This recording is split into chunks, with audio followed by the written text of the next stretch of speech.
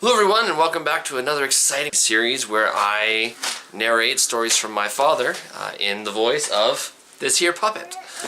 Because who wouldn't want to narrate their own parent with a funny looking stuffed animal? And today we're covering part 2 of the engine failure at night story, where my father had to land a helicopter without an engine in the middle of the night. Without further ado, here it is. I hope you enjoy it thoroughly, and we'll be right back to talk about it. Now we still had position lights on the aircraft, and as the aircraft descended, I began to see little bushes outside the aircraft. And I figured we had to be at the right altitude. Now you understand, this was a mountainside at night. And notwithstanding being scared, I was afraid to hit the ground without pulling that collective. So I started pulling on that collective, and I pulled it all the way to the top. You never, ever pull the collective all the way to the top, because generally speaking, the main rotor blade in a Bell product will sweep the cockpit or tear off the tail rotor, and either one of those is really ugly for the pilot. So when I hit the top, I was so scared we hadn't quite hit the ground. I didn't know for sure how far away the ground was, and I pulled it again. I nearly sprained my ribs.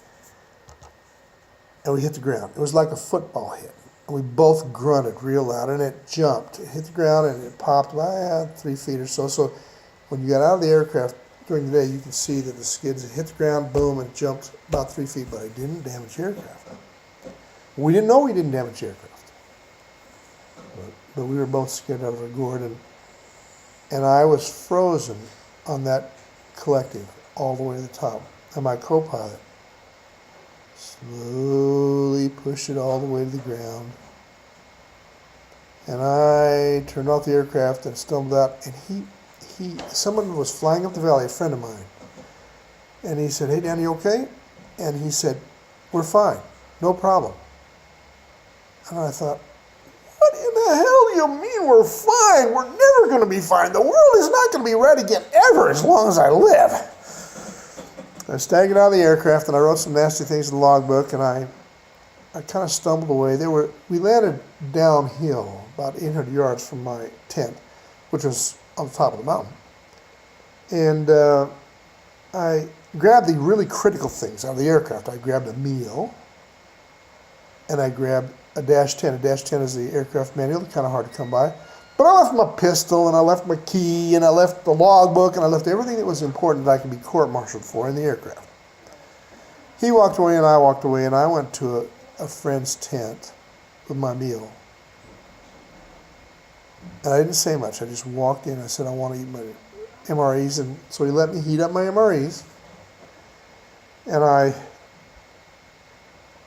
went back to the aircraft and got my stuff and walked to the top of the hill where my tent was. Now, at the top of the hill, it got to be pretty warm. That tent must have been 110 degrees, and I couldn't talk to anybody. I did go down to the radio operator's tent. He didn't know who was squawking maydays because he couldn't understand me.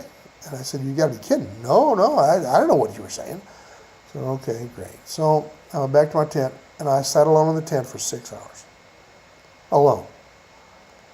And I kept thinking... And you left the helicopter there. Oh, yeah, but I had to leave the helicopter there. But I took everything out of it. So I was alone for 6 hours, and I was thinking, okay, what did you screw up? Did you forget to do a fuel sample? Did you roll the aircraft off? If I did, my co-pilot would hang me out upside down for the buzzards to pick. And so I went over and checked the fuel samples. Yes, I took one. Yes, I made all the entries in the logbook.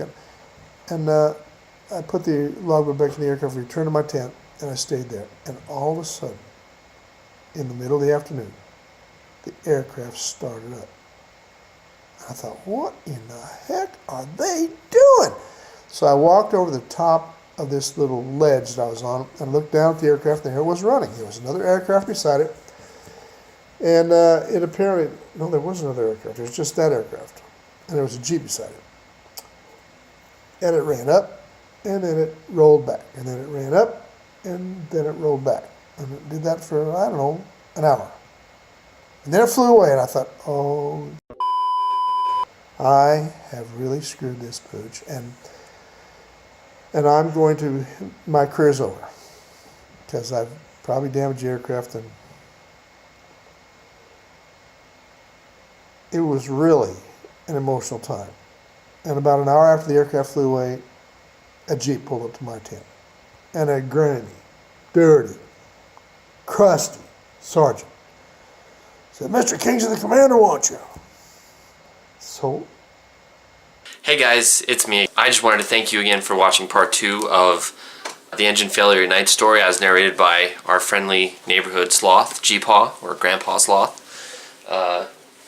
voiced by my father. I hope you enjoyed it thoroughly, and so I hope you stick around for part 3. That's coming here in the next day, probably. And I hope that this whole story will help enlighten your day and in some way help you see and help you grow in your own life, as my father's stories have really helped me grow.